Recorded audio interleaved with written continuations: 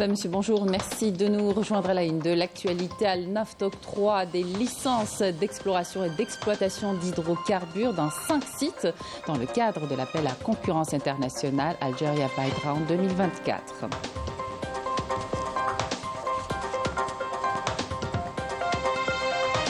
Inauguration d'une usine de production de médicaments injectables de Hikma Pharma Algérie à Sawali pour la fabrication d'ampoules liquides et de flacons contenant de la poudre lyophilisée pour préparation injectable.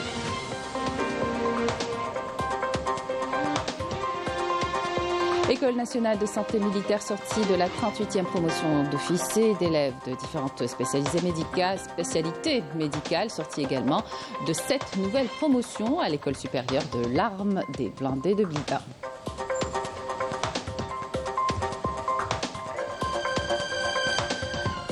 À Raza, le système de santé a un point de rupture alors que les hôpitaux continuent d'accueillir les victimes des bombardements sionistes. Ce matin, 30 Palestiniens, dont 11 venus chercher de l'aide, ont été tués par l'armée sioniste.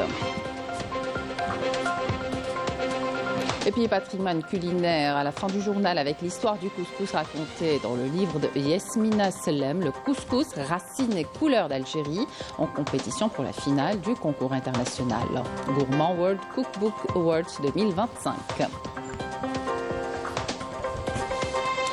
Bienvenue à tous. L'Agence nationale pour la valorisation des ressources en hydrocarbures octroie des licences d'exploration et d'exploitation hydrocarbures dans 5 sites dans le cadre de l'appel à concurrence internationale Algeria Pipe Round 2024. Un appel à concurrence qui confirme l'attractivité du climat des affaires en Algérie et représente l'aboutissement des profondes réformes structurelles engagées par l'État. Walid Youssi a assisté à la cérémonie d'ouverture des plis et d'évaluation des offres des compagnies soumissionnaires. Regardez.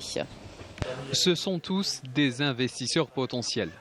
Des géants pétroliers d'Asie, d'Europe ou encore d'Amérique latine, réunis pour assister à la cérémonie d'ouverture des plis de l'appel d'offres pour l'investissement dans le secteur oil and gas en Algérie. Il s'agit du tout premier appel d'offres lancé dans ce secteur depuis 2014. Cette session s'inscrit dans un contexte économique et législatif prometteur, marqué par les réformes profondes engagées par l'État sous la conduite du président de la République, Abdelmadjid Tebboune. Ces réformes, notamment portées par la loi 1913 relative aux hydrocarbures et la loi 2218 du 24 juillet 2022 sur l'investissement, ont permis de mettre en place un cadre juridique et institutionnel nouveau, incitatif et attractif, garantissant une sécurité renforcée et une grande transparence pour les investisseurs. Depuis le lancement de ce round, l'agence a veillé à appliquer les plus hauts standards de transparence et de professionnalisme. Elle a débuté par la préparation minutieuse des documents juridiques et techniques, la mise à disposition des données géologiques via les plateformes numériques et des data rooms, jusqu'à l'évaluation des offres sur la base de critères techniques. Les zones d'exploration proposées dans le cadre de Algeria Bid Round 2024 se trouvent notamment dans les régions de Ouargla, Regdaya, Al-Mnea, Ilizi, Adarar et Insalah.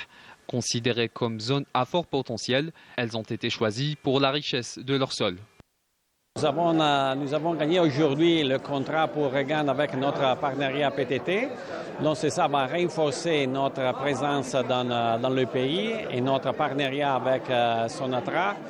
Donc c'est une opportunité encore pour renforcer notre activité dans le pays. Nous sommes honorés d'avoir remporté l'exploitation du site Zarafa 2. C'est une grande opportunité pour nous. Nous prévoyons de réaliser d'importants investissements en Algérie dans les années à venir. L'exploitation de ce site représente une étape majeure pour renforcer notre présence et soutenir le développement énergétique du pays. 5 sites ont trouvé preneur à l'issue de la phase d'analyse. Les bénéficiaires pourront signer les contrats au plus tard le 30 juillet prochain. Énergie, toujours avec la 27e édition du Forum africain de l'énergie qui se tient à Cape Town, en Afrique du Sud, avec la participation du secrétaire d'État chargé des énergies renouvelables, Nordine Yassa, qui a exprimé l'intérêt de l'Algérie à rejoindre l'Alliance africaine pour l'hydrogène, une initiative stratégique visant à unifier les efforts des pays africains pour le développement et la promotion d'hydrogène vert comme levier de décarbonation, de souveraineté énergétique et de développement durable. Cette démarche traduit la volonté de l'Algérie de jouer un rôle moteur de la transition énergétique du continent africain et de renforcer sa position dans les nouveaux secteurs énergétiques à fort potentiel. En marge du forum, le secrétaire d'État a tenu une réunion bilatérale avec le ministre sud-africain de l'énergie et de l'électricité pour discuter du renforcement de la coopération entre l'Algérie et l'Afrique du Sud dans le domaine des énergies renouvelables. Santé, à présent avec le premier projet du genre pour la société Hikma Pharma Algérie dans la région MENA.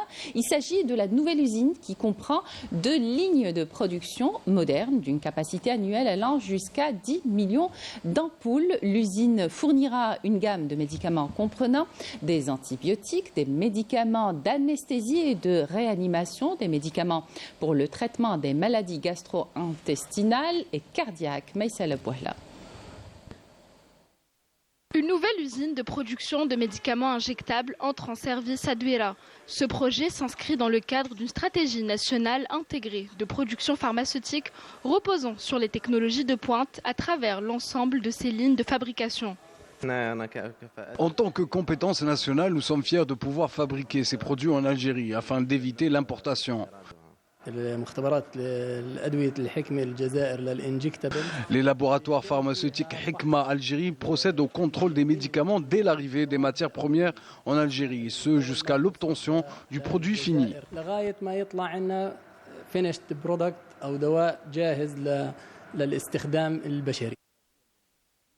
Cet investissement s'inscrit dans les orientations visant à atteindre l'autosuffisance en médicaments injectables. La capacité de production initiale de l'usine sera de 10 millions d'ampoules par an, avec l'ambition de l'augmenter progressivement. Nous avons un plan qui s'étale sur 5 à 10 ans avec plusieurs produits en perspective. Pour cette année, 6 médicaments seront lancés. Nous comptons chaque année introduire de nouveaux médicaments sur le marché national.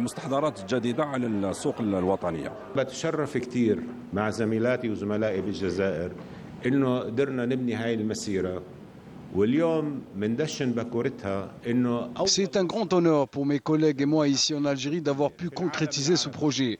L'inauguration du tout premier site de production de seringues pré-remplies dans le monde arabe et en Afrique.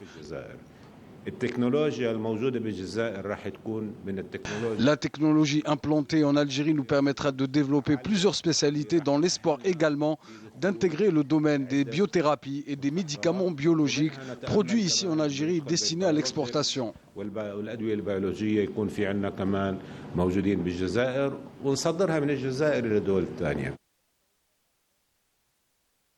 Des capacités de production élevées qui reflètent une vision commune entre les deux pays. L'Algérie et la Jordanie unies par une ambition partagée dans le domaine de la production pharmaceutique.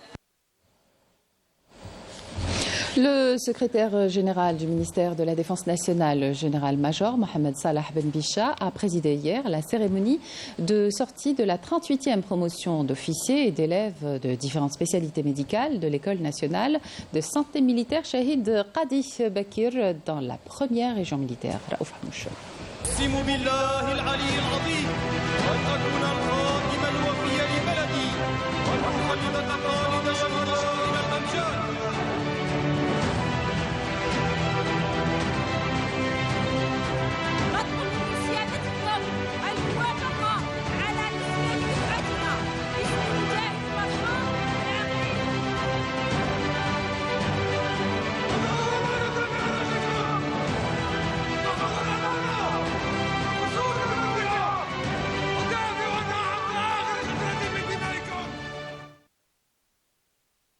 Depuis l'École nationale de santé militaire Shahid Qadi Bakir, véritable bastion de la formation et vivier de compétences dans le corps de la santé militaire, de nouvelles promotions ont été diplômées. La cérémonie a débuté par le passage en revue des détachements réguliers par le général-major Mohamed Salah Ben Bisha, secrétaire général du ministère de la Défense, accompagné du général-major Mohamed El Bachir Souid, directeur central des services de santé militaire.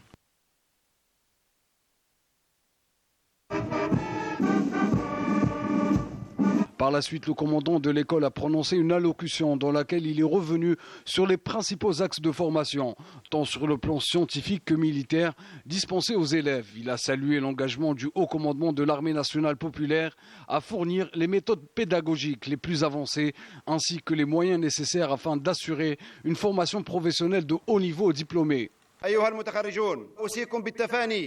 Chers lauréats, je vous exhorte à faire preuve de dévouement, à incarner les plus hautes valeurs de l'éthique médicale et militaire, à nourrir un patriotisme sincère et à vous inspirer des nobles principes humanitaires. Je vous invite également à respecter scrupuleusement toutes les instructions et orientations émanant du haut commandement.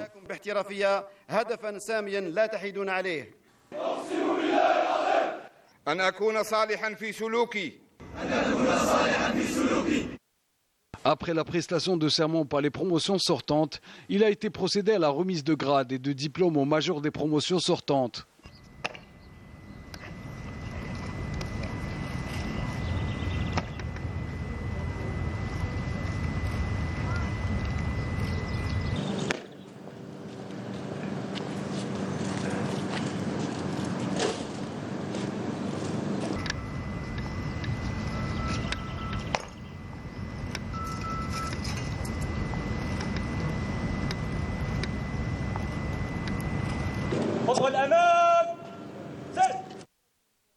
La cérémonie s'est poursuivie par la passation du drapeau entre la promotion sortante et la promotion entrante.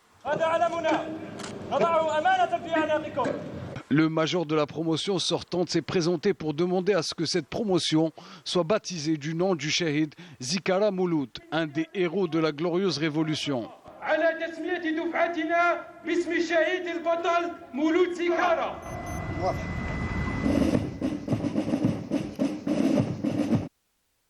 La cérémonie s'est poursuivie par une parade militaire exécutée par les différentes promotions sortantes dans une parfaite synchronisation.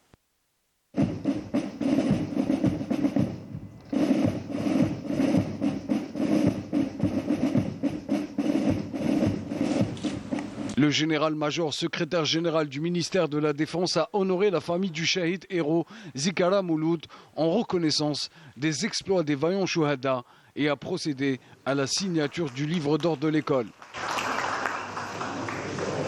Et à l'école supérieure de l'arme des blindés Shahid Mohamed Qadri d'Oued Shaba à Betna, 7 nouvelles promotions sont sorties au cours d'une cérémonie présidée par le général-major Nourdine Hambli, commandant de la 5e région militaire. Walid Yousfi.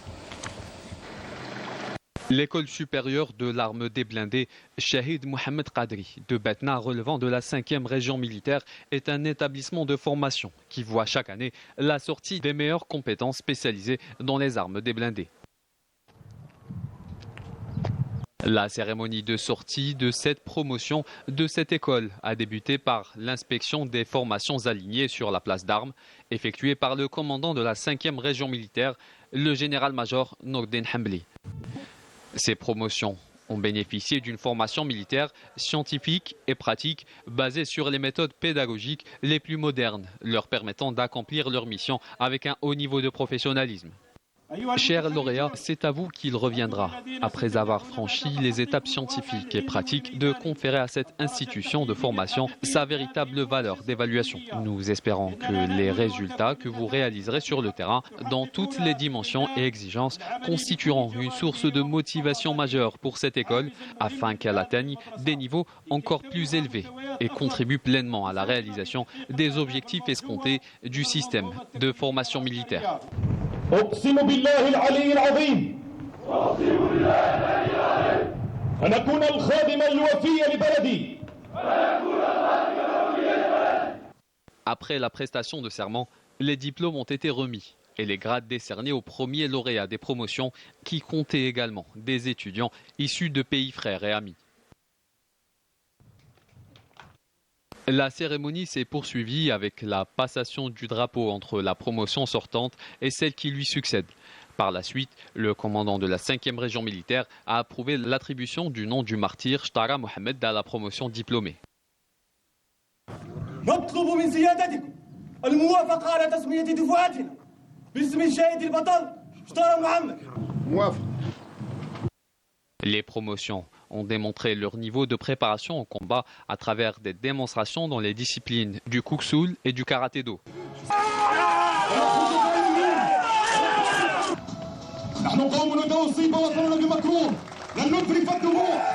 La cérémonie de sortie s'est clôturée avec un défilé militaire exécuté par les diplômés au rythme de la musique militaire. Par la suite, le commandant de la 5e région militaire a effectué une visite des portes ouvertes de l'école supérieure de l'arme des blindés. En clôture, un hommage a été rendu à la famille du martyr Shtara Mohamed, dont la promotion diplômée porte le nom avant la signature du livre d'or de l'école.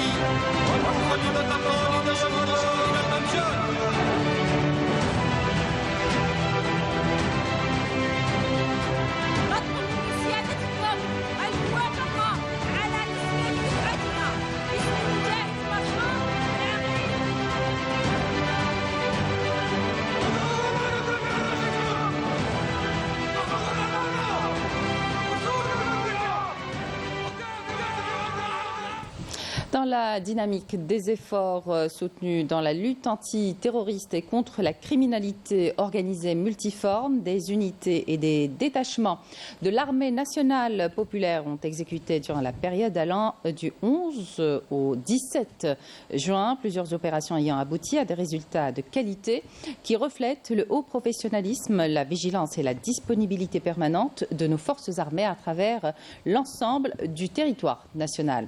Dans le cadre de la lutte antiterroriste, des détachements de l'armée nationale populaire ont arrêté 9 éléments de soutien aux groupes terroristes dans différentes opérations à travers le territoire national dans le cadre de la lutte contre la criminalité organisée et en continuité des efforts soutenus visant à contrecarrer le fléau du narcotrafic dans notre pays. Des détachements combinés de l'armée nationale populaire ont intercepté en coordination avec les différents services de sécurité 50 narcotrafiquants et mis en échec des tentatives d'introduction de 3 quintaux et 41 kg de kiff traités provenant des frontières avec le Maroc, alors que 91 kg de cocaïne et d'importantes quantités de comprimés psychotropes s'élevant à plus d'1 453 000 comprimés ont été saisis lors d'opérations menées à travers les régions militaires. À Taman Rasset, Borj Baji Mokhtar, Ingazem et Insalah, des détachements de l'armée nationale populaire ont arrêté 216 individus et saisi 42 véhicules, 143 groupes électrogènes, 84 marteaux piqueurs ainsi que des quantités de mélange d'or brut et de pierre, d'explosifs, d'outils de détonation et d'équipements utilisés dans des opérations d'orpaillage illicite. De même, 14 autres individus ont été arrêtés et un fusil mitrailleur, un fusil à lunettes et un fusil de chasse ainsi que 24 610 litres de carburant, 9 quintaux de tabac et 5 tonnes de denrées alimentaires destinées à la contrebande et à la spéculation ont été saisis lors de différentes opérations. Par ailleurs, les gardes-côtes ont mis en échec sur les côtes nationales des tentatives d'émigration clandestine et procédé au sauvetage de 102 individus à bord d'embarcations de construction artisanale, alors que 908 immigrants clandestins de différentes nationalités ont été arrêtés à travers le territoire national. Au 6e jour de surenchère militaire entre l'entité sioniste et l'Iran, les deux ennemis ont échangé de nouvelles frappes ce matin, au 6e jour de leur pire confrontation, au lendemain d'un appel du président américain Donald Trump à la reddition de l'Iran, qui alimente les spéculations sur une possible participation directe des États-Unis au conflit, qui détiennent notamment une puissante bombe anti-bunker. L'Iran a lancé avant l'aube une dizaine de missiles balistiques vers le territoire sioniste sioniste. Un drone sioniste en opération en Iran a été abattu par un missile sol-air iranien alors qu'une installation de production de centrifugeuses en Iran a été bombardée par plus de 50 avions de combat sionistes. Le guide suprême iranien, l'ayatollah Ali Khamenei, a promis une réponse forte au régime terroriste sioniste qui sera sans pitié. À Gaza, 30 personnes, dont 11 venues chercher de l'aide, notamment à Nusayrat, ont été tuées par l'armée sioniste dans le territoire palestinien ravagé par plus de 20 mois de guerre et menacé de famine selon l'ONU. L'OMS a plaidé hier pour que du carburant soit autorisé à entrer dans Gaza pour permettre aux derniers hôpitaux de fonctionner, affirmant que le système de santé du territoire palestinien était à un point de rupture. En Cisjordanie occupée, les forces de l'occupation sioniste ont arrêté en 24 heures au moins 60 Palestiniens, dont une femme, des enfants et d'anciens prisonniers. Et sur la situation en Syrie, le groupe A3+, au Conseil de sécurité des Nations Unies, a affirmé hier à New York qu'une paix durable dans ce pays ne saurait être réalisée qu'à travers un processus politique sincère et inclusif mené et porté par les Syriens dans une allocution lue au nom du groupe A3+. Le représentant permanent de l'Algérie auprès des Nations Unies, l'ambassadeur Ammar Benjama, a affirmé que la stabilité en Syrie est essentielle non seulement pour le peuple syrien, mais aussi parce qu'elle constitue la pierre angulaire de la sécurité et de la prospérité de toute la région, réaffirmant le soutien ferme du groupe A3+, à la souveraineté, à l'unité, à l'indépendance et à l'intégrité territoriale de la République arabe syrienne. Retour en Algérie avec du sport. D'abord, la Coupe d'Algérie de football senior. Les basketteurs du NB Sawali ont remporté hier à Alger la Coupe en s'imposant devant les tenants du trophée de l'USM Alger sur le score de 59-46 et soulève à cette occasion la 4e coupe de l'histoire du club, réunissant au passage le doublé Coupe Championnat de la saison 2024-2025. Et puis le leader du championnat de Ligue 1 mobiliste de football, le MC Alger, s'est contenté du point du nul en déplacement face à l'ASO Schleff, 0 partout, alors que le CR Belouizdad, vainqueur à domicile face au MC Oran, 2-0, a délogé la JS Kabylie de la position de dauphin en clôture de la 29e journée. Riyad Belkhadim. Le Mouloudia d'Alger conforte sa position en tête du classement avec désormais 57 points avant la dernière journée. Le doyen n'est désormais qu'à un seul point d'un 9e titre de champion, le 2e de rang après celui décroché la saison dernière avec ce nul pris à Schleff. C'est également le soulagement côté chélifien puisque les joueurs de l'entraîneur Semel Zaoui assurent définitivement leur maintien parmi l'élite. L'autre club algérois, le Chabab Riadi de Belouizdad, a réussi à faire la passe de 3 en battant cette fois-ci le Mouloudia d'Oran grâce à 2 buts de Mahyous et un 3e but de Hamroun, un 3e succès de rang qui permet au Chabab de remonter à la seconde place qualificative à la Ligue des Champions et peut mathématiquement encore jouer le championnat. Le club de l'Aqiba profite du match nul concédé par la JSK à Mostaganem face à l'Espérance, 0 partout, pour prendre seul la position de dauphin à 3 longueurs du Mouloudia d'Alger. Mosta, de son côté, ne compte désormais qu'un seul point d'avance. Sur le premier relégable, le NC Magra vainqueur à la maison face au CS Constantine, fortement amoindri, victoire de buts à 1. À El Bayed, l'Olympique d'Arbo est allé s'imposer sur le terrain du Mouloudia local, 1-0. Et puis, la GS Saoura remporte elle aussi une victoire précieuse et renversante face au Parado Athletic Club au stade du 20 août de Béchar, score final 3-2.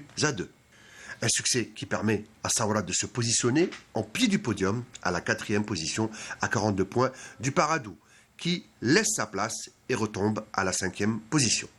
En ouverture de cette avant-dernière journée de la compétition, l'USMA d'Alger se réveille un peu trop tard et renoue avec la victoire en battant l'Entente de Sétif 1-0 au stade du 5 juillet. En bas de tableau, la Lanterne Rouge, Biskra, qui a déjà fait ses adieux à la Ligue 1, a concédé une 5e défaite de rang, cette fois-ci à la maison, face à l'USM Khenchla, emmené par Hossein Achiou, victoire des Khenchli de buts à 1. Tombé de rideau donc ce week-end de la saison 2024-2025, avec le déroulement de cette 30e journée ou un épilogue très hitchcockien où on saura qui est champion et qui accompagnera Biskra en Ligue 2. Et on termine cette édition avec le patrimoine culturel qui souvent dit long sur la culture du pays. Le livre Le couscous racines et couleurs d'Algérie de Yasmina Sellem est en compétition pour la finale du Couscous International Gourmand World Cookbook Awards 2025 qui récompense les meilleurs livres de cuisine du monde. L'ouvrage retrace l'histoire du couscous, l'un des plats traditionnels les plus célèbres au monde, inscrit dans la liste de l'UNESCO du patrimoine culturel immatériel de l'humanité. Lamia Boudbouda. Au Bastion 23, Yasmina Sellem nous embarque dans un voyage culinaire à la recherche des origines du couscous. De l'Antiquité à son inscription par l'UNESCO en 2020 au patrimoine culturel immatériel de l'humanité. On me dit toujours, on nous vole notre patrimoine. Je me suis dit, il faut que j'écrive un livre sur le couscous pour le situer historiquement. Et donc, j'ai été chercher pourquoi. Et donc, j'ai fait un livre enquête. C'est pas un livre littérature, c'est un livre enquête avec des dates. À telle date, voilà tel qui a dit sur le couscous. Voilà telle date, voilà ce qu'on a dit sur le couscous. Et ainsi de suite jusqu'à ce qu'on arrive à 2020 où il a été inscrit à l'UNESCO. Donc, je l'ai suivi. C'est une filature. Fruit d'une longue recherche documentée, le couscous, racines et couleurs d'Algérie, est scindé en deux parties. La première nous plonge dans l'histoire de ce mets emblématique.